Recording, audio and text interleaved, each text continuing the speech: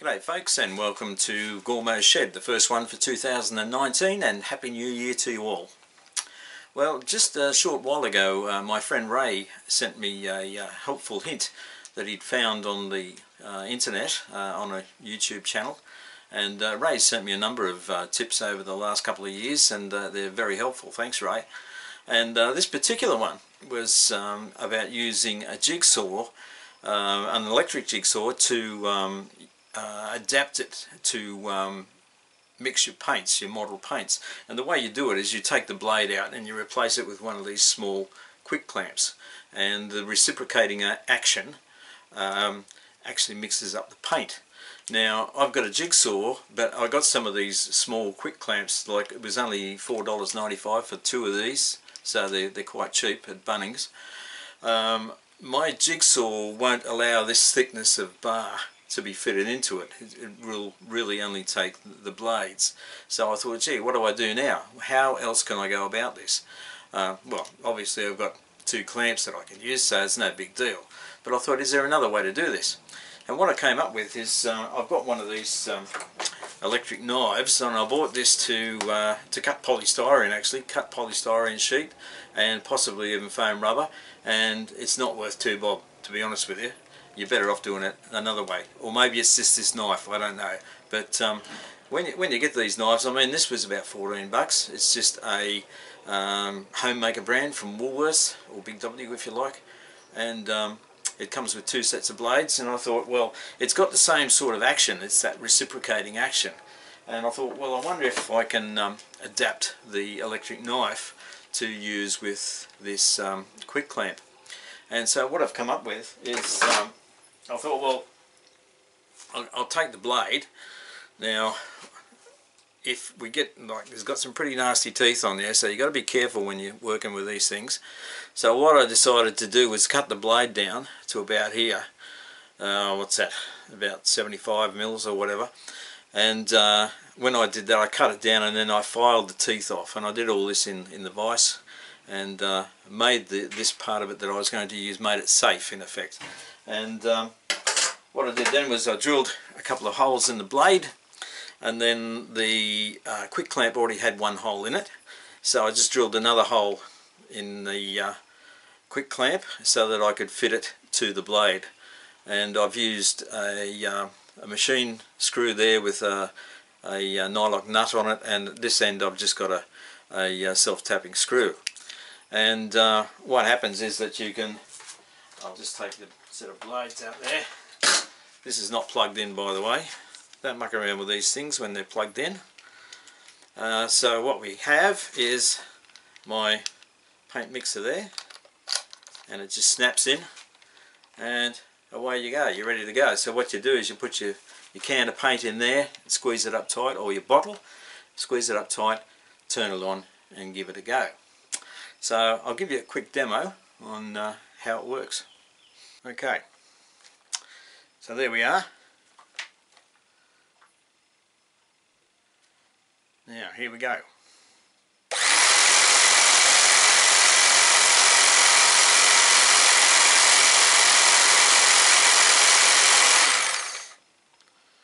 Yeah, that's mixing it up.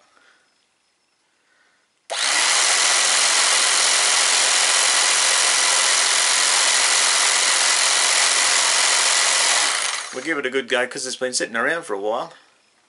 Years.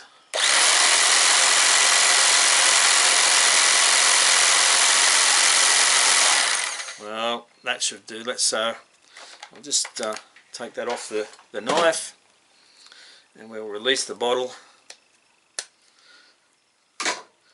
Okay, so it's if we get it there, you can see that it looks like it's mixed it up. So the proof is in the pudding, so we'll have to get the lid off. I'll get the pliers, and I'll reset the camera again, so we'll have a look at it on the bench there, and I'll dip something in it so we can get an idea of what the consistency is like. Okay, I'll try and hold it in place here and get the lid off as well.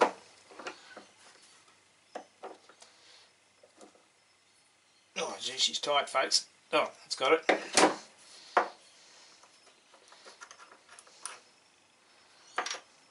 Okay.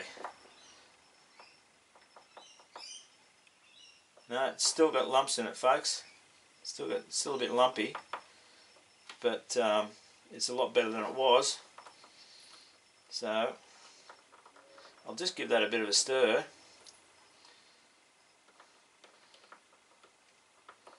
And what we'll do is give it another go. Right.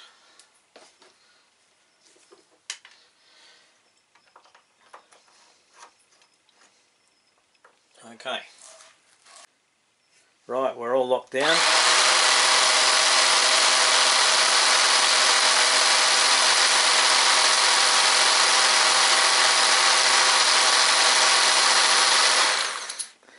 Now, let's have another look.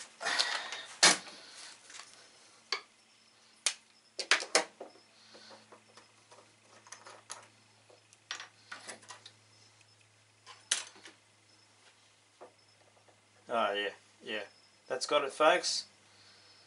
It's nice and liquidy. It's like water. Okay, it's the same deal with a tin. You just literally, it's actually easier with a tin, and because it sort of fits on these little grippers better. The bottle's got a smaller footprint, so yeah, we'll see how this one goes. So you just whack it in the knife. There we go. Push the right button would help.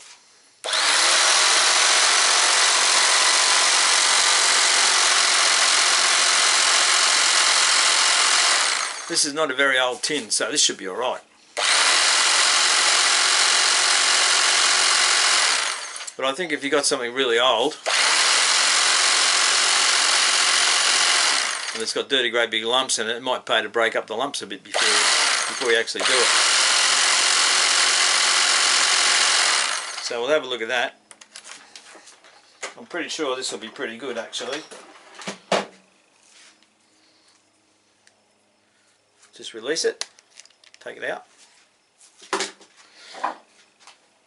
Now I'll just open the tin. Right, here we go. And we'll see what we got here.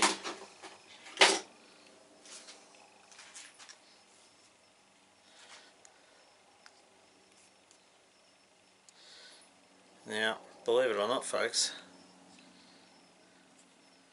this one's actually like concrete in the bottom. So I thought that was a fairly new one, but it's not. It's this stuff in the bottom.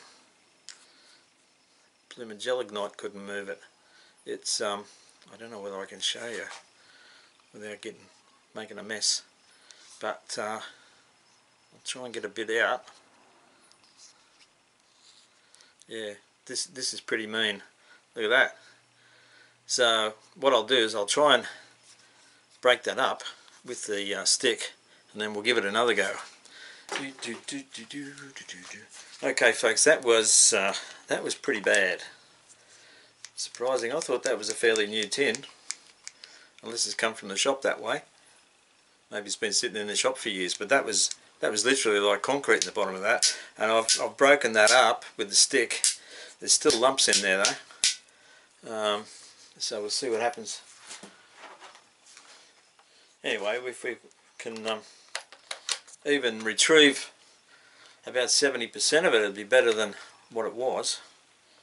So we're all set to go. Let's see what happens.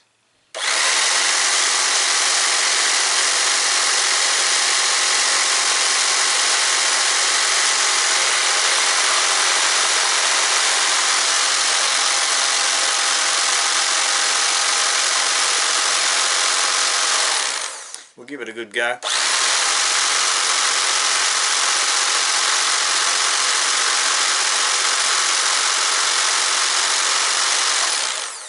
Fascinating, isn't it?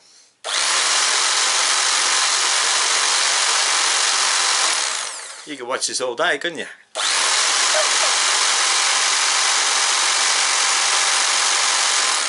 Okay, here we go. We'll see what happens this time.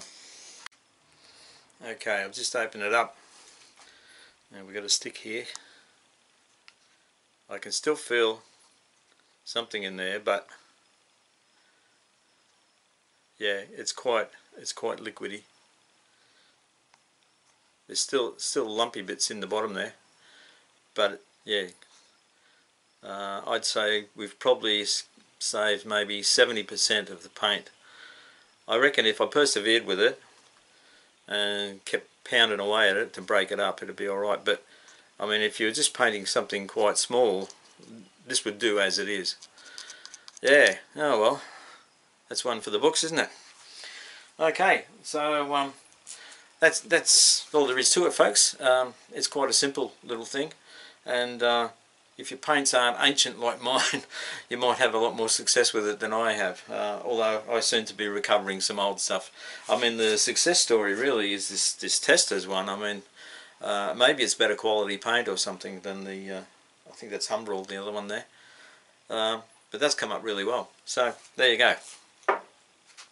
So, I'll see you next episode. Cheers, Gormo.